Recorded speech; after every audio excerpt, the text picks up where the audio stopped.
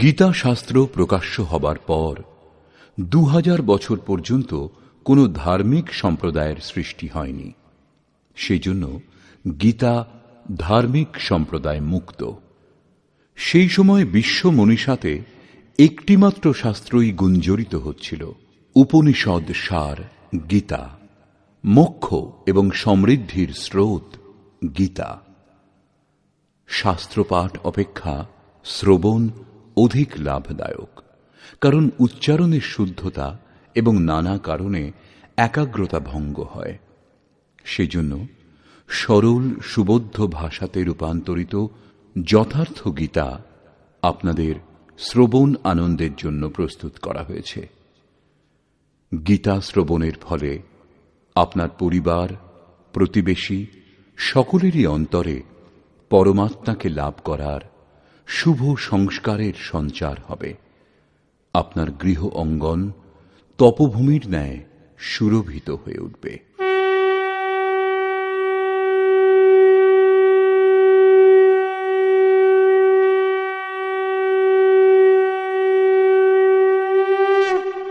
ওম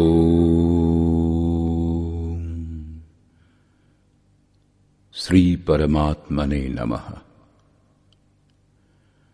যথার্থ গীতা, শ্রীমদ্ ভগবৎ গীতা, অথ সপ্তম অধ্যায়। পূর্ব অধ্যায়গুলিতে গীতার সকল প্রমুখ প্রশ্নের প্রায় সমাধান হয়ে গেছে। নিষ্কাম কর্মযোগ, জ্ঞানযোগ, কর্ম এবং যজ্ঞের স্বরূপ এবং তার বিধিবিশেষ, যোগের বাস্তবিক স্বরূপ এবং তার পরিণাম, এবং অবতার, বর্ণসংকর, সনাতন, আত্মস্থিত মহাপুরুষেরও লোকহিতার্থে কর্ম করবার ওপর জোর, যুদ্ধ ইত্যাদির ওপর বিশদ চর্চা করা হয়েছে। পরের অধ্যায়গুলিতে যোগেশ্বর শ্রীকৃষ্ণ এই প্রশ্নগুলিরই সঙ্গে সম্বন্ধিত বহু পূরক প্রশ্নের উত্থাপন করেছেন, যেগুলির সমাধান এবং অনুষ্ঠান আরাধনাতে সহায়ক সিদ্ধ হবে। ষষ্ঠ অধ্যায়ের অন্তিম শ্লোকে যোগেশ্বর এই বলে প্রশ্নের স্বয়ং বীজারোপণ করেছেন যে যোগী মদ্গতেন অন্তরাত্মনা, আমাতে উত্তম রূপে স্থিত অন্তঃকরণযুক্ত পুরুষ অতিশয় শ্রেষ্ঠ। এটা আমার অভিমত। পরমাত্মায় উত্তম রূপে স্থিতি অবস্থা কি? অনেক যোগী পরমাত্মাকে লাভ করেন ঠিক, কিন্তু তা সত্ত্বেও কোথাও কোনো অপূর্ণতা তাঁরা অনুভব করেন। এরূপ অবস্থা লাভ কখন হয়? যখন লেশমাত্রও ত্রুটি থাকে না। সম্পূর্ণভাবে কখন পরমাত্মাকে জানা যায়? এই প্রসঙ্গে যোগেশ্বর শ্রীকৃষ্ণ বলছেন, শ্রী ভগবান উবাচ,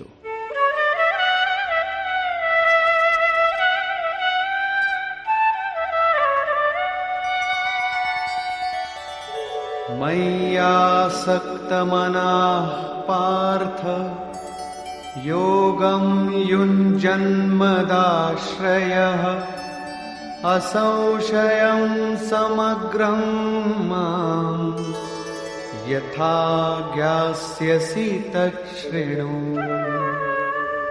পার্থ, তুমি আমাতে আসক্ত, বাহ্য নয়, মাদাশ্রয়া অর্থাৎ মত পরায়ণ হয়ে যোগে সংযুক্ত, ত্যাগ করে নয়, আমাকে নিঃসংশয়ে যে রূপে জানতে পারবে তা শ্রবণ করো, যা জানবার পর লেশমাত্র সংশয় থাকবে না। বিভূতি সকলকে সমগ্রভাবে জানবার উপর পুনরায় জোর দিলেন। জ্ঞানম তেহং সবিজ্ঞানম ইদং বক্ষ্যাম্যশেষতঃ যজ্ঞাত্বা নেহ ভূয়োন্যৎ জ্ঞাতব্যমবশিষ্যতে। আমি তোমাকে এই বিজ্ঞানসম্মত জ্ঞানের সম্পূর্ণতা সম্পর্কে বলবো। যজ্ঞ সমাপনের পর যজ্ঞ থেকে যে অমৃত তত্ত্বের সৃষ্টি হয়, সেই অমৃত তত্ত্বের প্রাপ্তির সঙ্গে প্রাপ্ত অনুভবকে জ্ঞান বলে। পরম তত্ত্ব পরমাত্মাকে প্রত্যক্ষভাবে জানাই জ্ঞান। মহাপুরুষ একসঙ্গে সর্বত্র কার্য করবার যে ক্ষমতা লাভ করেন তা বিজ্ঞান। তাহলে সেই প্রভু একসঙ্গে সকলের হৃদয়ে কিভাবে কার্য করেন, কিভাবে নিয়ন্ত্রণ করে প্রকৃতির দ্বন্দ্ব থেকে উদ্ধার করে স্বরূপে পৌঁছিয়ে দেন, তার এই কার্যপ্রণালীর নাম বিজ্ঞান। এই বিজ্ঞানসম্মত জ্ঞানের সম্পূর্ণতা সম্পর্কে যা বলবো, যা জানবার পর শুনে নয়, সংসারে আর কিছু জানা বাকি থাকবে না। তাকে জানে এরূপ লোকের সংখ্যা খুবই কম।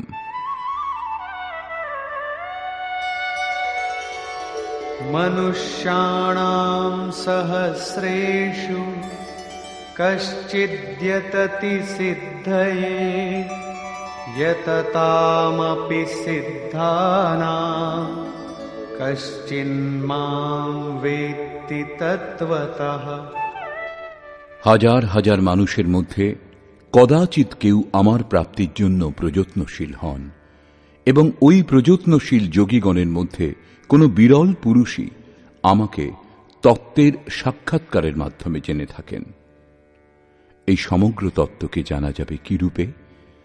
এক স্থানে পিণ্ডরূপে বিদ্যমান অথবা সর্বত্র ব্যাপ্ত। এই প্রসঙ্গে যোগেশ্বর শ্রীকৃষ্ণ বলছেন,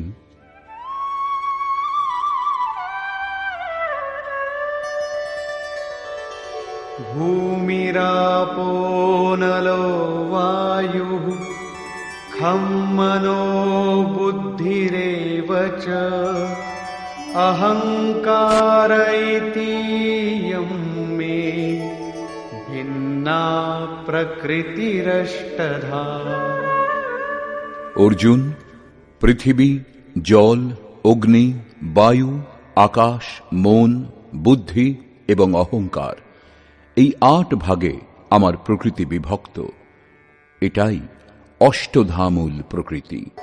অপরেয়মিতস্ত্বন্যাং প্রকৃতিম বিদ্ধি মে পরাম জীবভূতাং মহাবাহো ইয়েদং ধার্যতে জগৎ। ইয়ম অর্থাৎ এই ৮ প্রকারের আমার অপরা প্রকৃতি, অর্থাৎ জড় প্রকৃতি। মহাবাহু অর্জুন, যেটা এর থেকে ভিন্ন সেটা আমার জীবরূপ পরা, অর্থাৎ চৈতন্য প্রকৃতি জানবে। যে শক্তি সারা পৃথিবীকে ধারণ করে আছে সে হল জীবাত্মা। প্রকৃতির সঙ্গে সম্বন্ধ থাকায় এও প্রকৃতি। এতদ্যোনীনি ভূতানি সর্বাণীত্যুপধারয় অহং কৃৎস্নস্য জগতঃ প্রভবঃ প্রলয়স্তথা। অর্জুন, সমস্ত ভূত এইতদ যোনীনি, এই মহাপ্রকৃতি, এই ২ প্রকৃতি পরা ও অপরা থেকেই উৎপন্ন হয়। এই দুটিই হল একমাত্র যোনি। আমি সমগ্র জগতের উৎপত্তি এবং প্রলয় রূপ, অর্থাৎ আমি এর মূল কারণ। জগতের উৎপত্তি আমার থেকে হয় এবং বিলীনও আমাতেই হয়। প্রকৃতি যতক্ষণ বিদ্যমান ততক্ষণ আমি তার উৎপত্তি, এবং যখন কোনো মহাপুরুষ প্রকৃতির ঊর্ধ্বে চলে যান তখন মহাপ্রলয়ও আমি, যা অনুভবে ধরা পড়ে। সৃষ্টির উৎপত্তি এবং প্রলয়ের প্রশ্নকে মানব সমাজ কৌতূহলের সঙ্গে দেখেছে। বিশ্বের বহু শাস্ত্রে একে কোনো না কোনোভাবে বোঝবার প্রয়াস চলে আসছে। কেউ বলে প্রলয়ে সংসার মজ্জমান হয়। কারো মত অনুসারে সূর্য পৃথিবীর এত কাছে চলে আসে যে পৃথিবী জ্বলে শেষ হয়ে যায়। কেউ একেই প্রলয় বলে। এই মহাপ্রলয়ের দিনই সকলের চূড়ান্ত বিচার হয়। কেউ নিত্য প্রলয়, নৈমিত্তিক প্রলয়ের গণনাতে ব্যস্ত আছে, কিন্তু যোগেশ্বর শ্রীকৃষ্ণের অনুসারে প্রকৃতি অনাদি, পরিবর্তন হয়েই চলেছে, কিন্তু কখনো ধ্বংসপ্রাপ্ত হয়নি। ভারতীয় ধর্মগ্রন্থের অনুসারে মনু প্রলয় দেখেছিলেন। তার সঙ্গে 11 জন ঋষি মৎস্য শৃঙ্গে নৌকো বেঁধে হিমালয়ের এক উত্তুঙ্গ শিখরে আশ্রয় নিয়েছিলেন। লীলাকার শ্রীকৃষ্ণের উপদেশ এবং জীবনের সঙ্গে সম্বন্ধিত তাঁর সমকালীন শাস্ত্র ভাগবতে মৃকণ্ড মুনির পুত্র মার্কণ্ডেয়জি প্রলয়ের যে দৃশ্য স্বচক্ষে দেখেছিলেন তার বর্ণনা প্রস্তুত করা হয়েছে। তিনি হিমালয়ের উত্তরে পুষ্পভদ্রা নদীর তীরে বাস করতেন।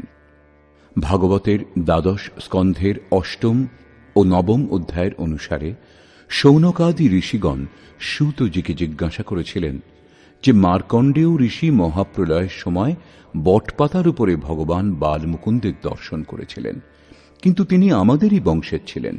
আমাদের থেকে কিছু সময় পূর্বে তাঁর জন্ম হয়েছিল। তাঁর জন্মের পর কোনো মহাপ্রলয় ঘটেনি এবং সৃষ্টিও লোপ পায়নি, সবকিছু আগের মতোই আছে। তাহলে তিনি কিরূপ প্রলয় দেখেছিলেন? সূতজি বলছেন, মার্কণ্ডেয় ঋষির প্রার্থনায় প্রসন্ন হয়ে নরনারায়ণ তাকে দর্শন দিয়েছিলেন। তখন মার্কণ্ডেয় ঋষি বলেছিলেন যে আমি আপনার মায়া কি তা দেখতে চাই, যার দ্বারা প্রেরিত হয়ে এই আত্মা অনন্ত যোনিতে ভ্রমণ করে। ভগবান স্বীকার করেছিলেন তার প্রার্থনা, এবং একদিন যখন মুনি নিজের আশ্রমে ভগবানের চিন্তনে তন্ময় ছিলেন, তখন তিনি দেখতে পেয়েছিলেন যে চারদিক থেকে সমুদ্র স্ফীত হয়ে উত্তাল রূপে তাঁর দিকেই ছুটে আসছে। তাতে কুমির লাফাচ্ছে। তাদের দ্বারা আক্রান্ত হয়ে ঋষি মার্কণ্ডেয় বাঁচবার জন্য দিগ্ভ্রান্ত হয়ে ছুটছেন। আকাশ, সূর্য, পৃথিবী, চন্দ্রমা, স্বর্গ, জ্যোতিষমণ্ডল সবকিছুই সেই সমুদ্রে প্লাবিত হচ্ছে। এমন সময় মার্কণ্ডেয় ঋষি এক বটবৃক্ষ এবং তার পাতায় এক শিশুকে দেখতে পেয়েছিলেন।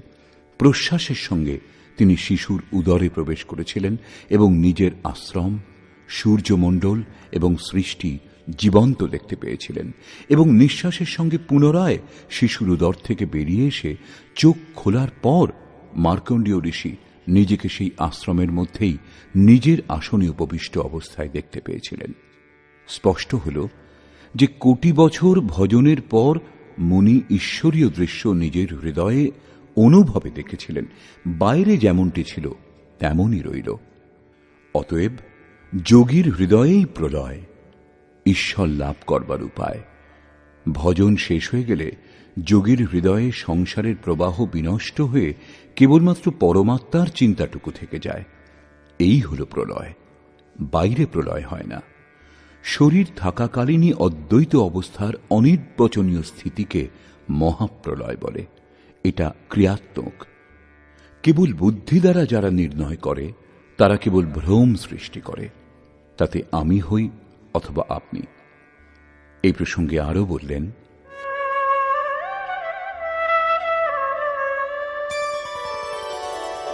মত্তঃ পরতরং নান্যৎ কিঞ্চিদস্তি ধনঞ্জয় ময়ি সর্বমিদং প্রোতং সূত্রে মণিগণা ইব।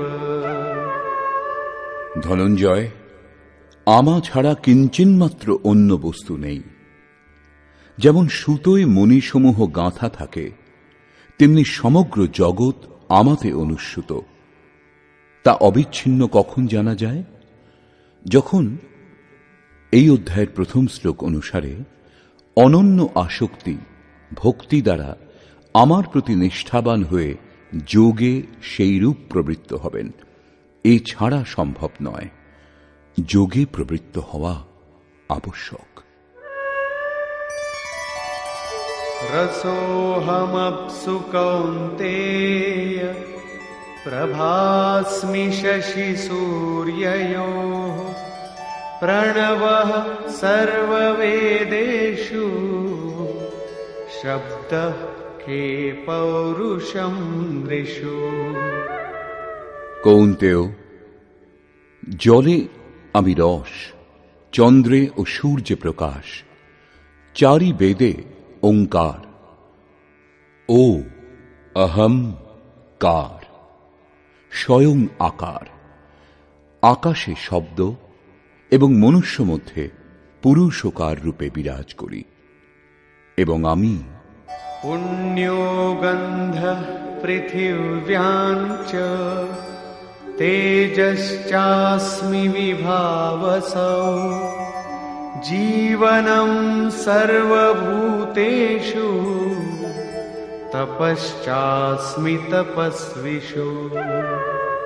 আমি পৃথিবীতে পবিত্র গন্ধ এবং অগ্নিতে দীপ্তি, সর্বভূতে জীবন ও তপস্বীগণের মধ্যে তপঃশক্তিরূপে বিরাজ করি। বীজং মাম সর্বভূতানাং বিদ্ধি পার্থ সনাতনম বুদ্ধির্বুদ্ধিমতামস্মি তেজস্তেজস্বিনামহম। পার্থ, তুমি আমাকে সকল ভূতের সনাতন কারণ অর্থাৎ বীজ বলে জানবে।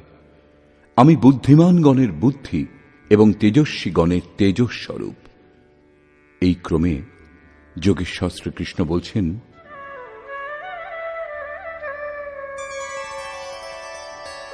বলম বলবতাম চাহম কামরাগ বিবর্জিতম ধর্মাবিরুদ্ধো ভূতেষু কামোস্মি ভরতর্ষভ। হে ভরত শ্রেষ্ঠ অর্জুন, বলবানগণের কামনা ও আসক্তি শূন্য বল আমি।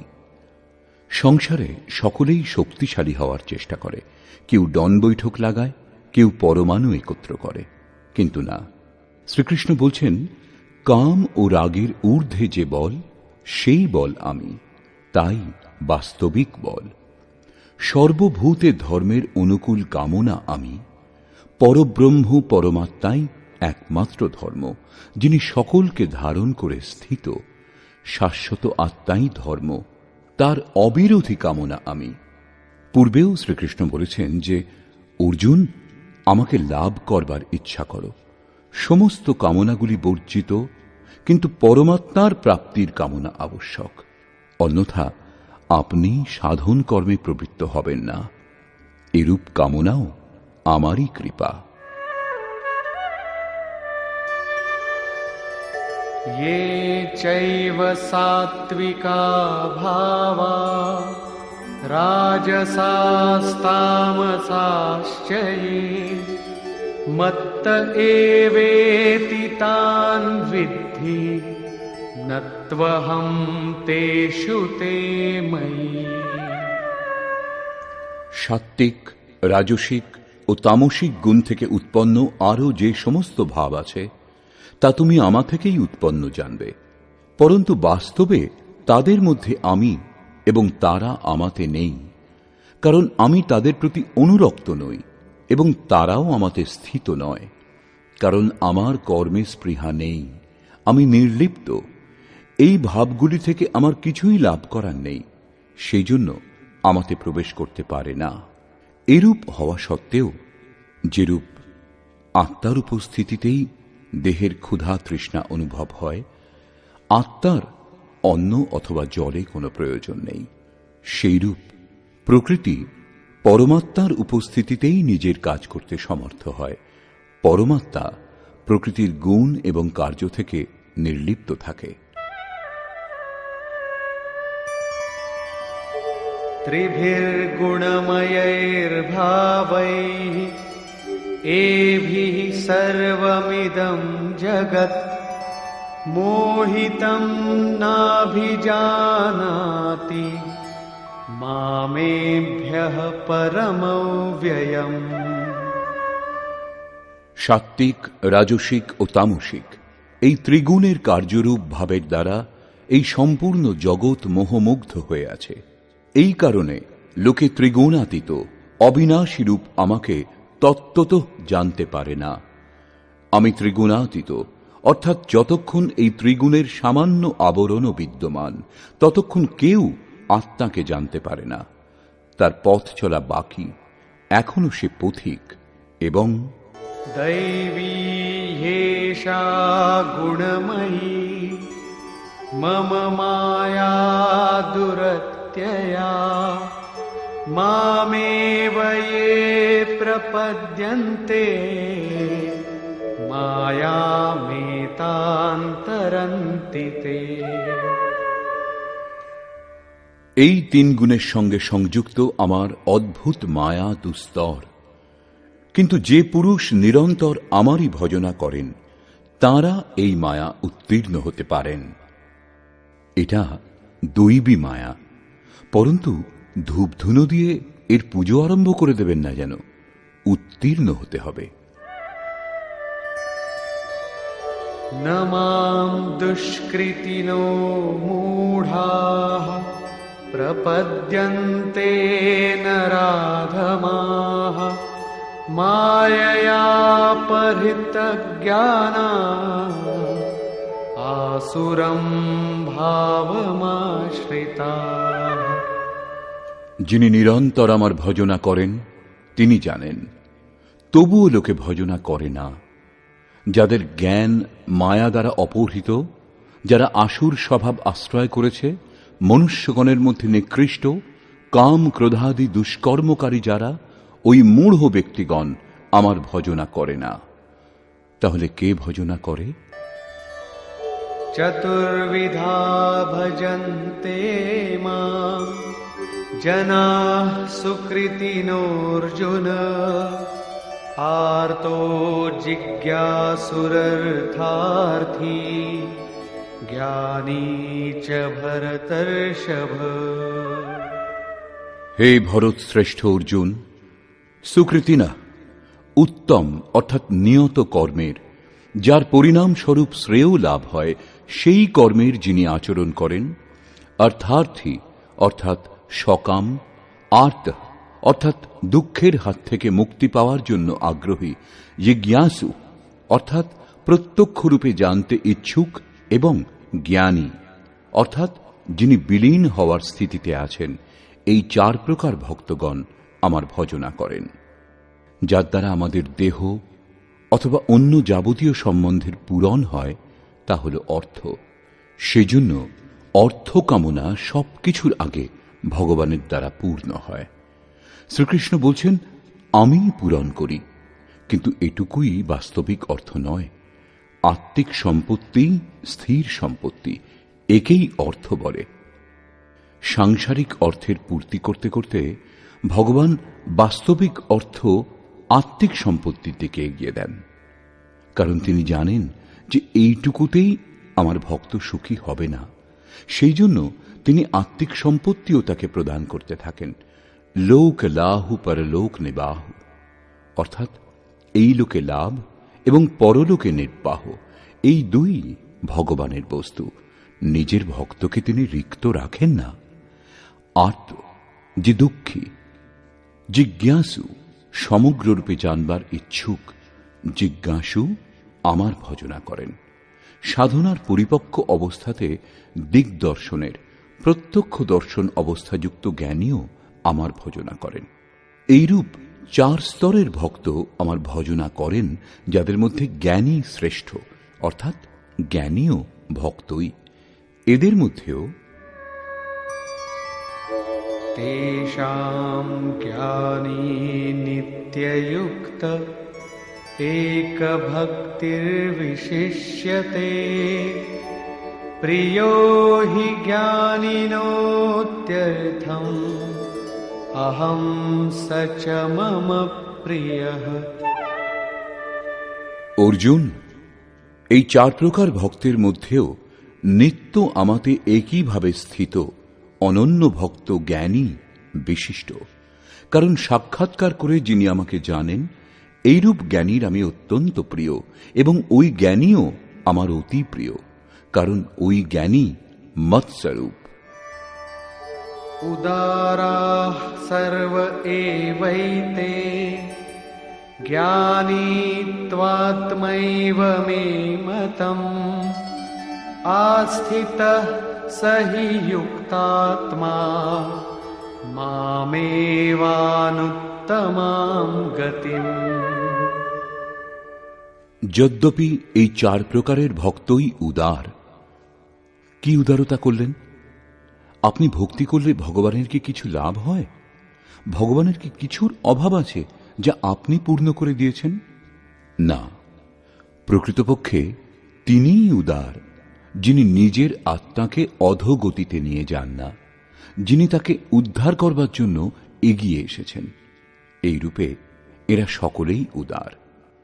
পরন্তু জ্ঞানী সাক্ষাৎ আমার স্বরূপ, এরূপ আমার অভিমত। কারণ সেই স্থির বুদ্ধি জ্ঞানী ভক্ত সর্বোত্তম গতি স্বরূপ আমাতেই স্থিত, অর্থাৎ তিনি আমাতেই স্থিত। আমাতে এবং তাতে কোনো ভেদ নেই। এই প্রসঙ্গে পুনরায় জোর দিলেন। বহূনাং জন্মনামন্তে জ্ঞানবান মাং প্রপদ্যতে বাসুদেবঃ সর্বমিতি সমহাত্মা সুদুর্লভঃ। অভ্যাস করতে করতে বহু জন্মের পর শেষ জন্মে প্রাপ্তির জন্মে সাক্ষাৎকার করে সমুদায় জীবজগৎ বাসুদেব, এইরূপ জেনে জ্ঞানী আমার ভজনা করেন। এইরূপ মহাপুরুষ দুর্লভ। তিনি কোনো বাসুদেবের প্রতিমা স্থাপন করেন না, পরন্তু অন্তরে যে পরম ঈশ্বর অধিষ্ঠিত তা অনুভব করেন। ওই জ্ঞানী মহাপুরুষকে শ্রীকৃষ্ণ তত্ত্বদর্শীও বলেছেন। সমাজের কল্যাণ এইসব মহাপুরুষগণের দ্বারাই হয়। এইরূপ প্রত্যক্ষ তত্ত্বদর্শী মহাপুরুষ শ্রীকৃষ্ণের বাণীতে অতি দুর্লভ। যখন শ্রেয় এবং প্রেয় অর্থাৎ মুক্তি এবং ভোগ ভগবানের কাছ থেকেই লাভ হয়, তখন সকলেরই একমাত্র ভগবানের ভজনা করা উচিত। তবুও লোকে তার ভজনা করে না কেন? শ্রীকৃষ্ণেরই বাণীতে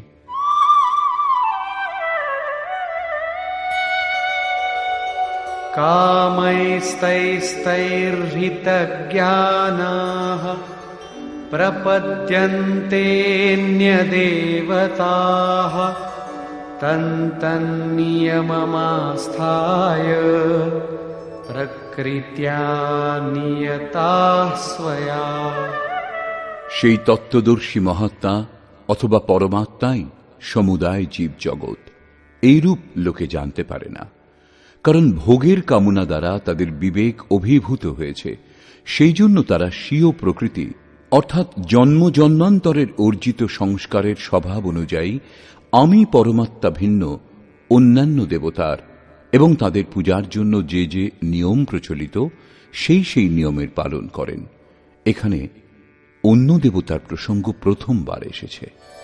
यो यो यां यां तनुं भक्तः श्रद्धयार्चितुमिच्छति तस्य तस्याचलां श्रद्धां तामेव विदधाम्यहम्। যে যে সকামী ভক্ত যে যে দেবতার স্বরূপ শ্রদ্ধাপূর্বক অর্চনা করতে ইচ্ছুক, আমি তাদের শ্রদ্ধা সেই দেবতার প্রতি স্থির করি। কারণ যদি দেবতার অস্তিত্ব থাকত, তাহলে সেই দেবতাই শ্রদ্ধা স্থির করতেন। সতয়া শ্রদ্ধয়া যুক্তঃ তস্যারাধনমিহতে লভতে চ ততঃ কামান ময়ৈব বিহিতান হিতান। সেই পুরুষ শ্রদ্ধাযুক্ত হয়ে সেই দেব বিগ্রহের পূজাতে তৎপর হন এবং সেই দেবতার মাধ্যমে আমারই দ্বারা বিহিত কাম্য বস্তু অবশ্য লাভ করেন। ভোগ প্রদান করেন কে? আমি প্রদান করি। তার শ্রদ্ধার পরিণাম হল ভোগ, তা কোনো দেবতার কৃপা নয়। কিন্তু তিনি ফললাভ তো করেন, তাহলে ক্ষতি কি? এই প্রসঙ্গে বলছেন, অন্তবত্তু ফলম তেষাং তদ্ভবত্যল্পমেধসাং দেবান দেবয়জো ইয়ান্তি মদ্ভক্তা ইয়ান্তি মামপি। পরন্তু অল্পবুদ্ধি ব্যক্তিগণের সেই ফল অস্থায়ী। আজ ফল আছে, তা উপভোগ করবার পর শেষ হয়ে যাবে, সেই জন্য নাশবান। দেবোপাসকগণ দেবতাগণকে প্রাপ্ত হন, অর্থাৎ দেবতাও নাশবান। দেবতা থেকে আরম্ভ করে যাবৎমাত্র জগৎ পরিবর্তনশীল এবং মরণ ধর্মা। আমার ভক্ত আমাকেই লাভ করেন, যা অব্যক্ত নৈষ্ঠিকীম পরম শান্তি, তাই লাভ করেন। তৃতীয় অধ্যায়ে যোগেশ্বর শ্রীকৃষ্ণ বলেছেন, এই যজ্ঞ দ্বারা তোমরা দেবতাগণের অর্থাৎ দৈবী সম্পদের উন্নতি করো। যেমন যেমন দৈবী সম্পদ উন্নত হবে, তেমন তেমন তোমাদেরও উন্নতি হবে। ক্রমশ উন্নতি করতে করতে পরম শ্রেয় লাভ করো। এখানে দেবতা সেই দৈবী সম্পদের সমূহ, যাদের মাধ্যমে পরম দেব পরমাত্মার দেবত্ব অর্জন করা হয়। মোক্ষের জন্য দৈবী সম্পদের প্রয়োজন হয়, যার 26টি লক্ষণের নিরূপণ গীতার ষষ্ঠাদশ অধ্যায় করা হয়েছে। দেবতা হৃদয়ের অন্তরালে পরম দেব পরমাত্মার দেবত্ব অর্জন করতে সাহায্য করে যে সদ্গুণ সমূহ, তাদের নাম। এটা অন্তরের বস্তু, কিন্তু কালান্তরে লোকেরা অন্তরের বস্তুকে বাইরে দেখতে শুরু করে দিয়েছে। মূর্তি গড়ে কর্মকাণ্ডের সৃষ্টি করে যথার্থ থেকে দূরে সরে দাঁড়িয়েছে। শ্রীকৃষ্ণ 4টি শ্লোকের মাধ্যমে এই ভ্রান্তি দূর করেছেন। প্রথমবার অন্যান্য দেবতার নাম উল্লেখ করে তিনি বললেন, দেবতার অস্তিত্বই নেই। মানুষের শ্রদ্ধা যে দেবতার স্বরূপের প্রতি হয়, আমি তাদের শ্রদ্ধা সেই দেবতার প্রতি স্থির করি এবং ফলও প্রদান করি। সেই ফলও নাশবান, ফল নষ্ট হয়ে যায়, দেবতা নষ্ট হয়ে যায় এবং দেবভক্তও বিলুপ্ত হয়ে যায়।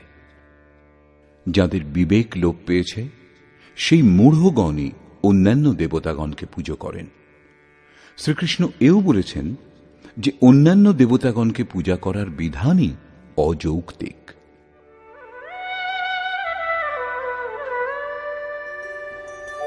अव्यक्तं व्यक्तिमापन्नं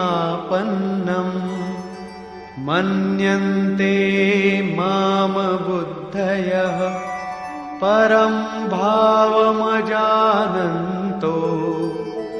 ममाव्ययमनुत्तमम्। যদ্যপি দেবতার অস্তিত্ব নেই, যা ফললাভ হয় তাও অস্থায়ী, তথাপি প্রত্যেক ব্যক্তি আমার ভজনা করে না। কারণ বুদ্ধিহীন ব্যক্তি, পূর্বের শ্লোকে বলা হয়েছে, কামনার দ্বারা যাদের জ্ঞান অভিভূত হয়েছে, তারা আমার সর্বোত্তম, অবিনাশী এবং পরম প্রভাব উত্তম রূপে জানে না। সেই জন্য তারা অব্যক্ত পুরুষ আমাকে ব্যক্তিভাব প্রাপ্ত মানুষ বলে মনে করে।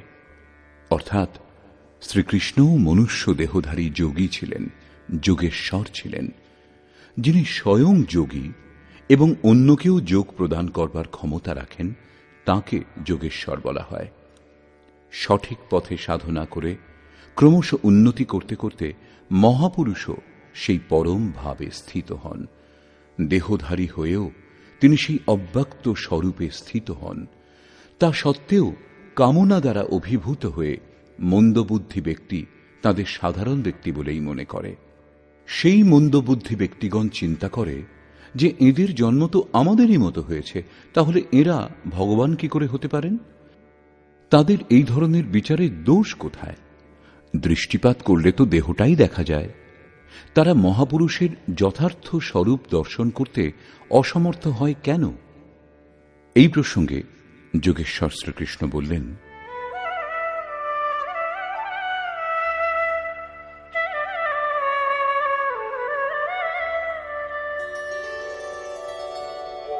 नाहं प्रकाशः सर्वस्य योगमाया समावृतः मूढोऽयं नाभिजानाति लोको मामजमव्ययम्।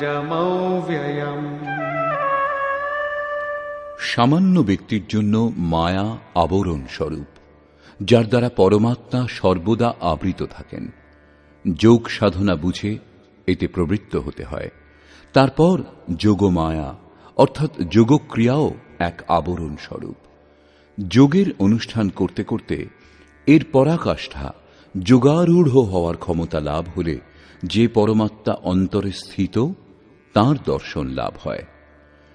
যোগেশ্বর বলছেন, আমি স্বীয় যোগমায়া দ্বারা আবৃত। কেবলমাত্র যোগের পরিপক্ক অবস্থায় পৌঁছেছেন যাঁরা, তাঁরাই আমার যথার্থ স্বরূপ দর্শন করতে পারেন। আমি সকলের কাছে প্রকাশিত হই না, সেই জন্য অজ্ঞানী ব্যক্তি, অজন্মা, যাকে আর জন্মগ্রহণ করতে হবে না, অবিনাশী, যার নাশ হবে না, অব্যক্ত স্বরূপ, যাকে পুনরায় ব্যক্ত হতে হবে না, আমাকে জানে না। সেই জন্য অর্জুনও শ্রীকৃষ্ণকে নিজের মতো মানুষ মনে করেছিলেন। তারপর তিনি দৃষ্টি প্রদান করলেন যেই, তখন অর্জুন অনুনয় বিনয় কাতরভাবে প্রার্থনা করতে লাগলেন। বস্তুত যিনি অব্যক্ত স্থিতি লাভ করেছেন, এরূপ মহাপুরুষকে চিনতে আমরা প্রায়ই অক্ষম। এরপর বললেন,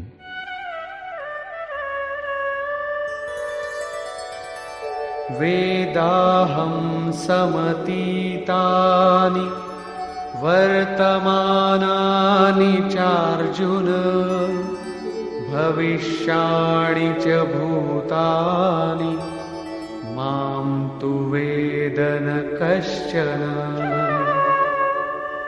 অর্জুন, অতীত, বর্তমান ও ভবিষ্যৎ এই তিন কালের সমস্ত ভূতকেই আমি জানি, কিন্তু কেউ আমাকে জানতে পারে না। কেন জানতে পারে না?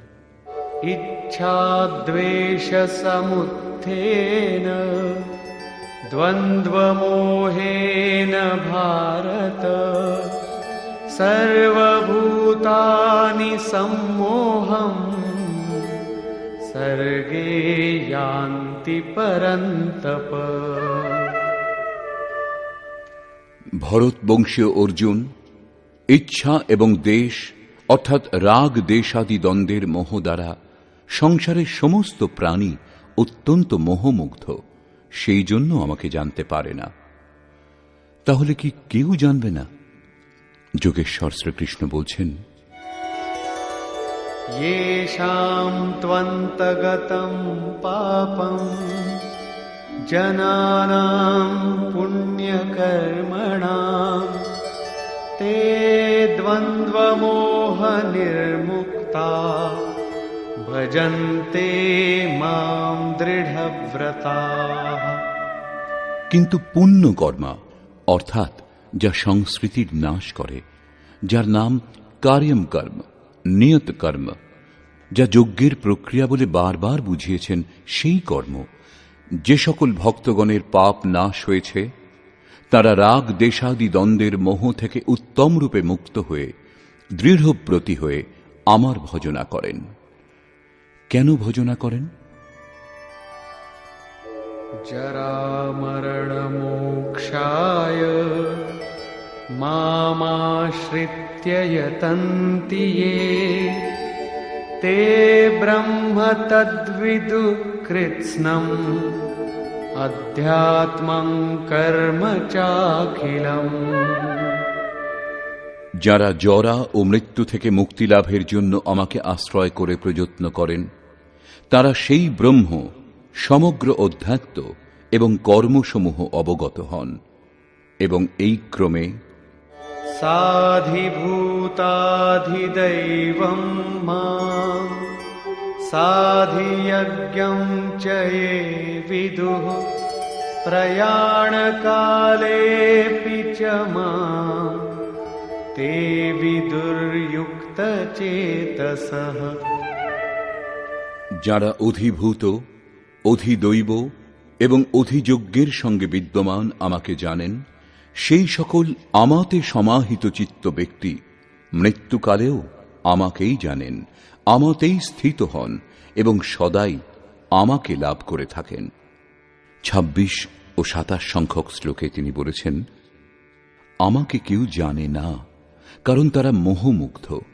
কিন্তু যারা সেই মোহ থেকে মুক্ত হওয়ার জন্য যত্নশীল, তারা সম্পূর্ণ ব্রহ্ম, সম্পূর্ণ অধ্যাত্ম, সম্পূর্ণ কর্ম, সম্পূর্ণ অধিভূত, সম্পূর্ণ অধিদৈব এবং সম্পূর্ণ অধিযজ্ঞ সহিত বিদ্যমান আমাকে জানেন। অর্থাৎ এই সমস্তের পরিণাম আমি, সদ্গুরু, তারাই আমাকে জানেন, এমন নয় যে কেউ জানে না। নিষ্কর্ষ। বর্তমান অধ্যায়ে যোগেশ্বর শ্রীকৃষ্ণ বললেন যে অনন্যভাবে আমার শরণাগত হয়ে, আমার আশ্রিত হয়ে যিনি যোগে প্রবৃত্ত হন, তিনি সমগ্র রূপে আমাকে জানেন। আমাকে জানবার জন্য শত সহস্র ব্যক্তির মধ্যে কোনো একজন ব্যক্তি প্রযত্ন করেন এবং এদের মধ্যেও কোনো কোনো পুরুষই আমাকে জানেন। তিনি আমাকে কেবল পিণ্ডরূপে একদেশীয় নয়, পরন্তু সর্বত্র পরিব্যাপ্ত দেখেন। অষ্টভেদযুক্ত আমার জড় প্রকৃতি এবং এর অন্তরালে জীবরূপ আমার চেতন প্রকৃতি বিদ্যমান। উভয়ের সংযোগে এই সম্পূর্ণ জগৎ টিকে আছে। আমি তেজ এবং শক্তিরূপে বিদ্যমান। রাগ এবং কাম মুক্ত যে শক্তি এবং যা ধর্মানুকূল কামনা, তা আমি। যেমন সমস্ত বিষয় কামনা বর্জিত, কিন্তু আমার প্রাপ্তির জন্য কামনা করো, এইরূপ ইচ্ছার অভ্যুদয় হওয়াও আমার কৃপা। কেবল পরমাত্মাকে লাভ করার কামনাই হল ধর্মের অনুকূল কামনা। শ্রীকৃষ্ণ বলছেন, আমি ত্রিগুণাতীত, পরমে স্পর্শ করে পরম ভাবে স্থিত। কিন্তু ভোগে আসক্ত মূঢ় ব্যক্তিগণ আমার ভজনা না করে অন্য দেবতাগণের উপাসনা করে। যদ্যপি দেবতার অস্তিত্ব নেই, তথাপি পাথর, জল, গাছ যা কিছুকে তারা পুজো করে, তাদের শ্রদ্ধা সেই বস্তুতেই আমি স্থির করি। অন্তরালে থেকে আমি ফল প্রদান করি, কারণ সেখানে কোনো দেবতা নেই, সেই জন্য তাদের কাছে কোনো ভোগ্য বস্তুও নেই। লোকে আমাকে সাধারণ ব্যক্তি মনে করে আমার ভজনা করে না, কারণ আমি যোগ প্রক্রিয়া দ্বারা আবৃত। অনুষ্ঠান করে যোগমায়ার আবরণ ভেদ করেই দেহধারী আমাকে অব্যক্ত রূপে জানা সম্ভব, অন্য স্থিতিতে নয়। আমার ভক্ত চার প্রকারের: অর্থার্থী, আর্ত, জিজ্ঞাসু এবং জ্ঞানী। চিন্তন করতে করতে বহু জন্মের পর শেষের জন্মে প্রাপ্তিযুক্ত জ্ঞানী আমারই স্বরূপ হন। অর্থাৎ বহু জন্ম ধরে চিন্তন করে সেই ভগবৎ স্বরূপ লাভ করা যায়। রাগ দেশে মহাক্রান্ত ব্যক্তি আমাকে কখনো জানতে পারে না, কিন্তু রাগ দেশের মোহ থেকে মুক্ত হয়ে যিনি নিয়ত কর্মের, সংক্ষেপে আরাধনা বলা যেতে পারে, চিন্তন করে জরা মৃত্যুর হাত থেকে মুক্ত হওয়ার জন্য প্রযত্নশীল, সেই পুরুষ সমগ্রভাবে আমাকে জানতে পারেন। তিনি সম্পূর্ণ ব্রহ্ম, সম্পূর্ণ অধ্যাত্ম, সম্পূর্ণ অধিদৈব, সম্পূর্ণ কর্ম এবং সম্পূর্ণ যজ্ঞ সহিত আমাকে জানেন। তিনি আমাতে স্থিত হন এবং মৃত্যুকালেও আমাকেই জানেন, অর্থাৎ পুনরায় কখনো তিনি বিস্মৃত হন না। বর্তমান অধ্যায়ে সমগ্রভাবে পরমাত্মাকে জানার বিবেচনা করা হয়েছে। অতএব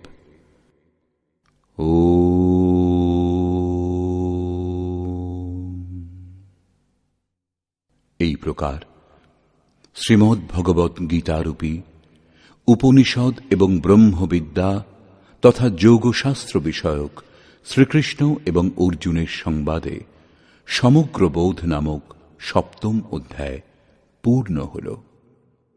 এই প্রকার শ্রীমৎ পরমহংস পরমানন্দজির শিষ্য স্বামী অর্গড়ানন্দকৃত শ্রীমদ্ ভগবৎ গীতার ভাষ্য যথার্থ গীতাতে সমগ্র বোধ নামক সপ্তম অধ্যায় সমাপ্ত হল। হরি ওম তৎসৎ।